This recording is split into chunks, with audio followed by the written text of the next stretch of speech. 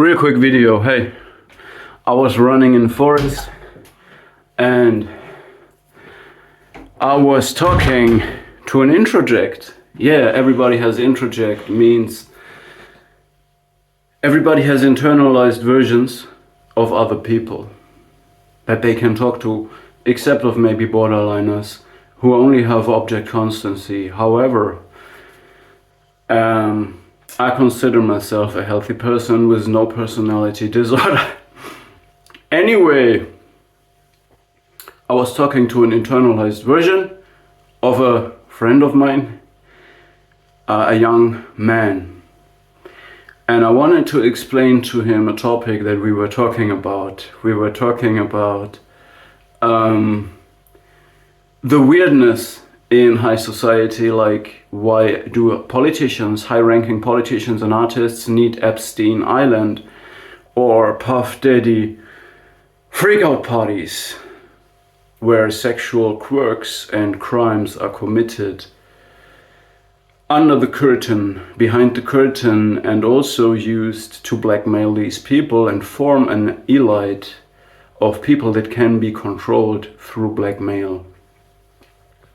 We were also talking about Drake and Conor McGregor, who released pictures of their body part in the middle of the body, all right? And the reason, my psychological analysis for all of this is narcissistic depletion to get attention, combined with negative self-esteem, because negative self-esteem is the foundation of sadism and another desperate attempt to extract narcissistic supply, meaning to fight the narcissistic depletion, the lack of attention, reaction, emotional excitement. A narcissist or a psychopath need emotional excitement in their life, which brings me to the last reason in my psychological analysis, the chasing of novelty. It is normal that people chase for novelty in their stimulations, meaning everything that you always do the same gets boring. So we chase for novelty. A new coffee, a better coffee, another strain of weed, another taste of tobacco, another beer, another sexual partner, another sexual context. Whatever we do is an attempt to chase novelty because we want to explore something new. We want to stimulate our nervous system with something new to conquer and to explore. And these attempts can become pathological. So the thing is this,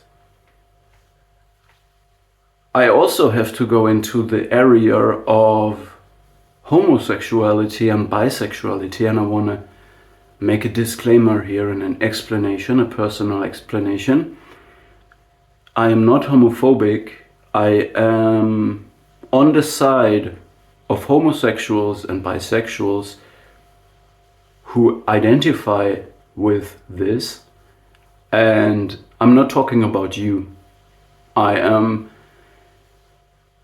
would say I'm not for inclusion per se in that way, but I am against all exclusion. This makes me say, yeah, I'm for inclusion. I know that exclusion of healthy human beings should never happen based on their gender, of their sexual orientation, or on their genetical, ethnic group, or date of, not date, but also not date of birth, but also place of birth.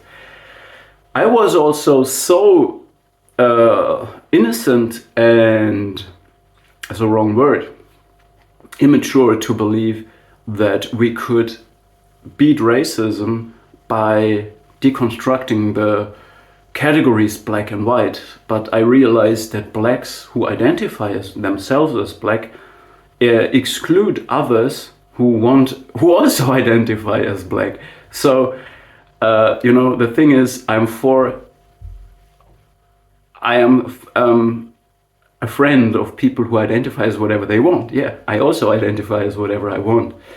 But the controversy arises when it comes to the desire that others also validate me as what I identify, and when I exclude people who identify as the same as I identify. So this is where the controversy comes from. In other words, I think I have realized that the categories white and black are realities that I have to accept, because we don't have a consensus on my idea that these categories are racistic, so that I just meet a human being and I don't care about the color or anything. For me there is no real black and no real white. There is no genetic purity, therefore I can disregard these categories all along. But there is no consensus about this. This means there is no reality about this. So I have to accept the reality that these categories are real, and I use the categories now without over-explaining, just like I do now. Anyway, all right, let's start. The thing is, we need to understand that narcissist and psychopath chase novelty for different reasons. Like normal people, but is more extreme because they need distraction of their inner hollowness. They are hollow for different reasons. The psychopath is detached from the real self. The true self is buried, exiled, and they are detached from emotions all along in order to create another form of hyperfunctioning, right?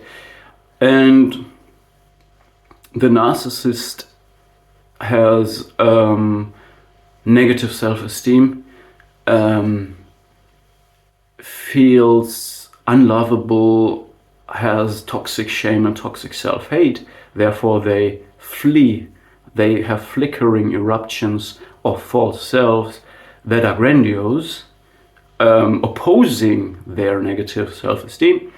So to bolster this effect, to help them, to distract them of their own emptiness, because what they are is really not grandiose, it's pathological and dysfunctional, but to bridge this, they need distractions, and to have distractions, they chase novelty.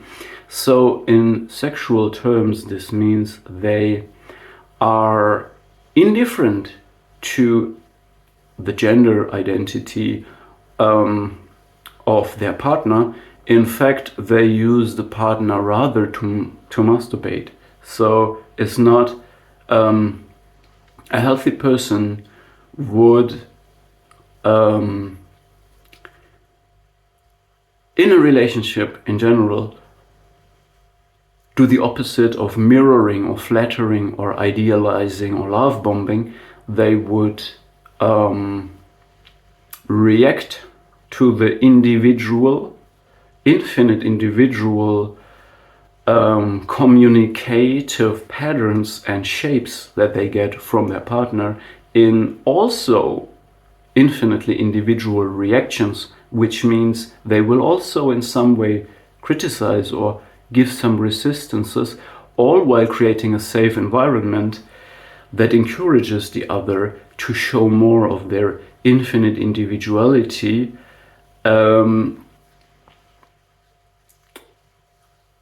which also in the later process will not be used to hurt this person. So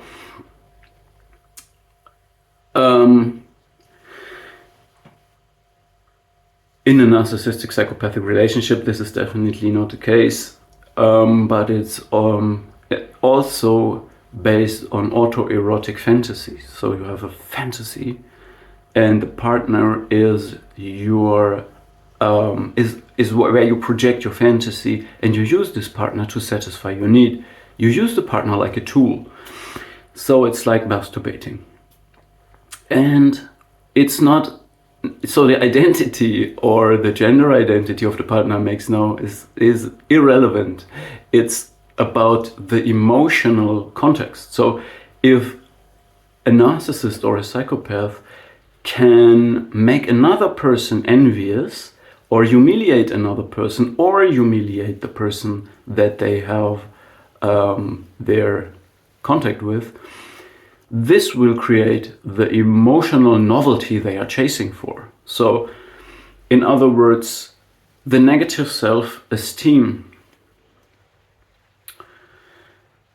creates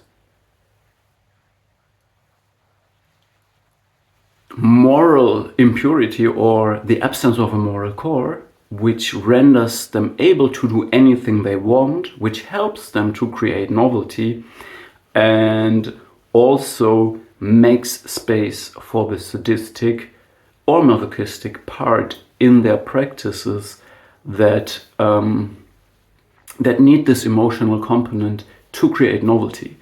By the way, they always separate sex from love, because they don't have somebody with a negative self-esteem does not know what love is, right? So it's only sexuality, which is the physical part. That's it. All right.